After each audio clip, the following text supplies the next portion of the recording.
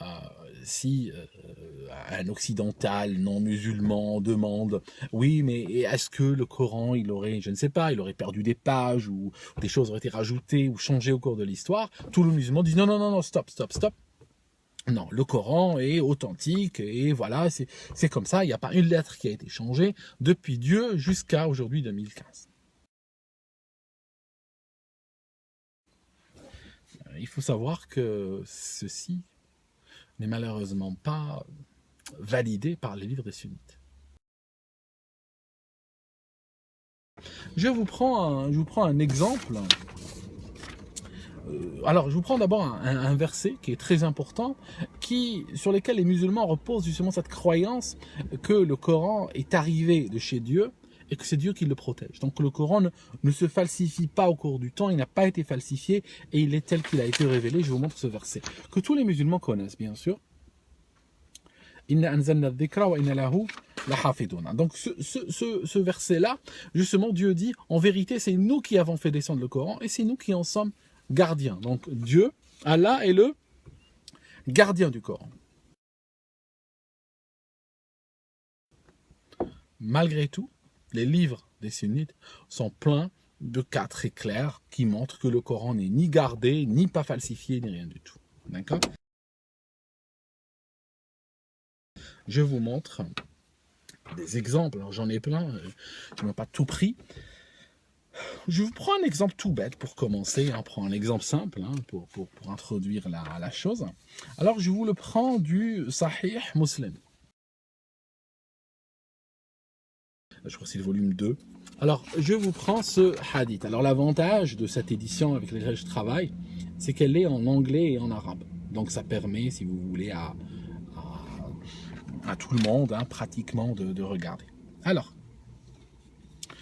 il s'agit d'une histoire, donc, où quelqu'un raconte que il était en train d'écrire un mashaf, donc il était en train d'écrire un Coran, parce qu'à l'époque, il n'y avait pas l'imprimerie. Donc les Corans s'écrivaient à la main. Tu payes un scribe, il arrive chez toi, et il t'écrit. D'accord, c'était normal. Qu'est-ce que ce gars est en train d'écrire un Coran pour le compte de Aïcha, la femme du prophète. D'accord. Elle lui dit, écris-moi un Coran. Voilà. Mais elle lui donne une instruction très spéciale. Elle lui dit, au moment où tu arrives à ce verset, et donc elle lui donne le verset 2, 238, que je vais vous montrer, elle lui dit, au moment où tu arrives à ce verset, arrête. Tu me dis. Ok. Ce qui se passe, c'est que au moment où il arrive à ce verset, donc il dit, ce verset c'est celui-là en fait. Verset 2, 228, c'est celui-là. D'accord. Alors, ce verset il dit quoi? Soyez assidus au salat, et surtout la salat médiane, et tenez-vous debout devant Allah avec humilité. Voilà ce que dit le verset. Alors, le monsieur, le scribe, au moment où il est arrivé à ce verset, il appelle, il lui dit, voilà, je suis arrivé, je fais quoi? Et là, elle fait quoi? Elle lui dit autre chose. Donc, elle lui dit que le verset, elle va rajouter des mots dedans. Elle dit, حافظوا على الصلوات والصلاة الوسطى وصلاة العصر وقوموا لله قانتين. Et en fait, elle rajoute quelque chose au milieu. Elle rajoute quoi? Elle rajoute ici, après la salat médiane, elle change en fait. Elle change la salat médiane. Enfin, après la salat médiane, elle dit et la salat du asr. Et elle continue après le verset d'Al-Qad. Et elle dit quoi? Elle finit en disant je l'ai entendu du prophète comme ça. Voilà. Donc là, on a une autre version, on a dans Sahih Muslim, on a une autre version de ce verset-là. D'accord? En disant clairement, je l'ai entendu du prophète. Okay? Donc, sachant que Aïcha, la mère, comme ils disent, la mère des croyants, on ne peut pas mentir, sachant que si tu es sunnite, tu es obligé de croire en Sahih Muslim parce que c'est un des 6 piliers du sunnisme, ben, je veux dire, il te reste quoi? Il te reste que, ben voilà, le verset tel qu'il est écrit sur le Coran est faux. la lapidation, elle existait chez les juifs, mais elle n'existait pas chez les musulmans. Dans le Coran, il n'y a pas un seul verset, il n'y a pas un mot sur la lapidation. On est d'accord là-dessus. Il n'y a pas un mot. Ok? Il n'y a pas de mot sur la lapidation. Ça n'existe pas dans le Coran. Dans le Coran publié aujourd'hui. Je prends mon Muwatta al-Imam Malik, le volume numéro 2. Ça, Imam Malik, c'est celui qui a fondé l'école sunnite malékite, qu'on suit par exemple en Algérie. Donc c'est encore une fois, on parle d'un pilier du sunnisme. Alors, ce qui se passe ici, je suis à la page 335, Kitab al-Hudud, donc le chapitre qui parle des crimes et des châtiments et des punitions qui vont avec. Et je vous montre ici ça. Vous pouvez arrêter ici, tac, et puis vous prenez une capture d'écran ou vous regardez là, et puis vous lisez calmement. Mais je vais vous aider, je vais vous lire. Alors, ce qui se passe, c'est que Omar, alors, bon, l'histoire est longue, hein, mais je vais vous... où est-ce que je vais commencer? Ne dites jamais, donc ça c'est Omar, ne dites pas, on ne trouve pas la lapidation dans le livre d'Allah. D'accord? Comme je suis en train de dire maintenant. Elle dit, le prophète a lapidé, et nous avons lapidé. Il disait, si je n'avais pas peur de ce que diront les gens, ou bien ce que les gens disent, Omar rajoute dans le Coran, je l'aurais écrit. Et là, ici, le verset, d'accord? Voici, je te présente un verset qui n'est pas écrit dans le Coran. D'accord? Et regarde, même l'éditeur ici le met entre ces jolies décorations, hein, dans lesquelles il a l'habitude, tu peux voir là, tu peux comparer là, dans lesquelles il a l'habitude de mettre les versets coraniques. Alors, ce verset, Omar a dit clairement, il dit franchement, juste pour que les gens disent, je rajoute dans le Coran. Mais autrement, je l'aurais écrit. Tellement il est sûr que ce verset existait. Pourtant, dans le Coran d'aujourd'hui, tu regardes le verset, il n'est pas. Alors, on va parler de cette histoire de sucer les seins. Je suis sûr que là, j'ai l'attention d'énormément de gens. Alors, ce qui se passe. Je prends le verset dans 3597. Et elle dit que, alors c'est le jour d'après Aïcha, hein, on a énormément de, c'est le deuxième, tout à l'heure je vous ai dit aussi d'après Aïcha, donc là c'est le deuxième. Elle dit quoi? Elle dit que dans le Coran, quand le Coran a été révélé, il y a eu, il fallait 10 suçants, n'est-ce pas? Il fallait sucer les seins 10 fois pour que la personne devienne un mahram, donc devienne quelqu'un qui ne puisse plus regarder la femme avec concupiscence. Et que ce verset de 10 suçants a été abrogé. D'accord? Il a été abrogé par un autre verset qui disait 5 suçants. D'accord? Je lis un peu en arabe pour que les gens qui comprennent l'arabe comprennent que je ne suis pas en train de leur raconter des blagues.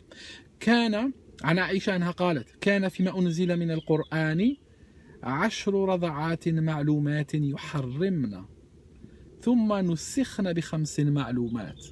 D'accord? Donc je ne suis pas en train de vous raconter des blagues. Et là, alors la phrase qui tue, je la dis en arabe et en français.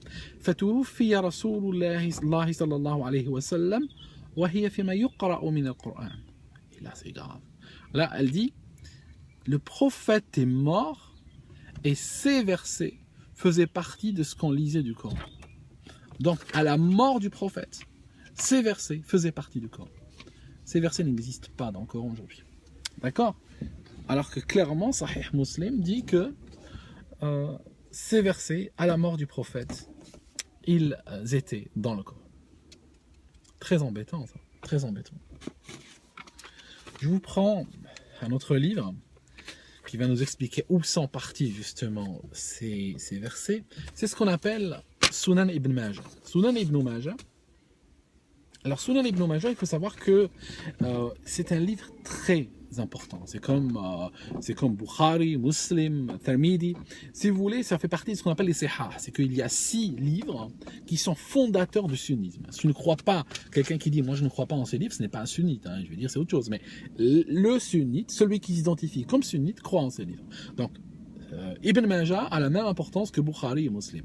Mais c'est vrai qu'on entend plus parler de Bukhari et Muslim, mais Ibn Majah fait partie des 6 autres. Enfin, des 4 autres. Alors, je vous prends le volume numéro 1 et je suis à la page 265. Comme à mon habitude, je vous montre la chose que vous pouvez arrêter là. Alors, un tel nous a dit, en fait une femme est allée dire au prophète que il y a quelqu'un, il vivait en fait avec des gens dans une maison, ils étaient un petit peu à l'étroit, c'est une sorte de cour ou de maison où il y avait probablement des installations qui étaient partagées entre les voisins et tout ça, et de sorte qu'il y avait un de ses voisins qui venait chez elle, ou elle le rencontrait ou autre. Et son mari était un petit peu jaloux. Son mari n'aimait pas trop ce qui se passait. Et donc elle va chez le prophète et lui dit, voilà, je fais quoi? Il y a le voisin qui vient chez moi et mon mari se fâche. Voilà. Le prophète, qu'est-ce qu'il répond? Il dit, فَقَالَ النَّبِيُّ أَرْضِئِهِ. Il dit, fais-le téter. Donc à ton voisin. D'accord? Sérieux, hein? Et elle, qu'est-ce qu'elle fait? Elle est un petit peu choquée. Elle lui dit, mais c'est un homme adulte. كيف أرضعه وهو رجل كبير? Elle dit, comment je vais le faire téter alors que c'est un homme adulte? Et il a souri et il a dit, je sais que c'est un homme adulte. Et vous avez vu comment il présente le prophète, et quand Charlie Hebdo font un dessin, ils se font massacrer. Hein. D'accord? Alors que les livres des sunnites, mais franchement, c'est ahurissant. Hein. C'est ahurissant. Et en fait, elle dit, et puis après, elle le fait. Alors en fait, elle fait sucer le gars. Et après, elle revient chez le prophète et elle dit, ah oui, depuis que j'ai fait sucer le type, mon voisin, je vois plus, j'ai plus de problème avec mon mari à son sujet. Voilà. Ah, c'est dingue. Hein. Ça, c'est du respect. Hein. Quand les Occidentaux disent un truc, vous leur dites respectez notre prophète. Hein. Alors vous n'avez pas honte, hein, franchement. Vous n'avez pas honte de respecter des livres qui disent des saloperies pareilles sur votre prophète. Franchement, vous êtes des tordus, vraiment. Je suis pas là pour attaquer les gens, mais franchement, des fois vraiment, quand j'étudie ça, franchement, je peux vous dire, des fois, j'ai... Alors, je n'étais pas venu dans ce livre pour ça. Ça, c'est juste pour vous montrer la chose. Mais j'étais venu dans ce livre pour vous raconter où est parti le verset qui concerne cette histoire d'allaitement de l'adulte. Alors, dans la même page, je suis dans l'histoire 1944. Aïcha dit, voilà, je vous montre la page, peut-être toute l'histoire se passe dans la page suivante. Regardez la première ligne, les 2 premières lignes en fait, pour ceux qui lisent l'arabe. Elle dit tout simplement, نزلت آية الرجم ورضاعة الكبير 10 وقد كان في صحيفة تحت سريري فلما مات رسول الله صلى الله عليه وسلم وتشغلنا بموته دخل داجن فأكلها. Donc ce qui se passe, elle dit, lorsque sont arrivés dans le Coran les versets qui parlent de la lapidation, elle dit le verset de lapidation est arrivé dans le Coran, plus est arrivé le verset qui permet ou qui ordonne de faire téter l'adulte. Et donc, ces versets étaient écrits dans un texte sous le lit du prophète jusqu'à sa mort. Ils étaient là, ces versets. D'accord, ils faisaient partie du Coran. Il dit, quand on s'est occupé de sa mort, donc après sa mort, est arrivé un animal domestique et il l'a mangé. On parle d'une chèvre dans d'autres textes.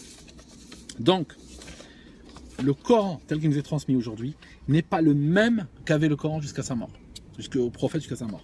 Ça signifie, le prophète jusqu'à sa mort, il avait un Coran qui contenait, entre autres choses, parce qu'il n'y a pas que ça, entre autres choses, les versets qui parlent de la lapidation et les versets qui parlent de faire téter les adultes. Mais qu'est-ce qui se passe après sa mort? Donc on est déjà en post-prophétique, et qu'est-ce qui se passe? Un animal arrive, il bouffe la chose et puis au revoir. D'accord?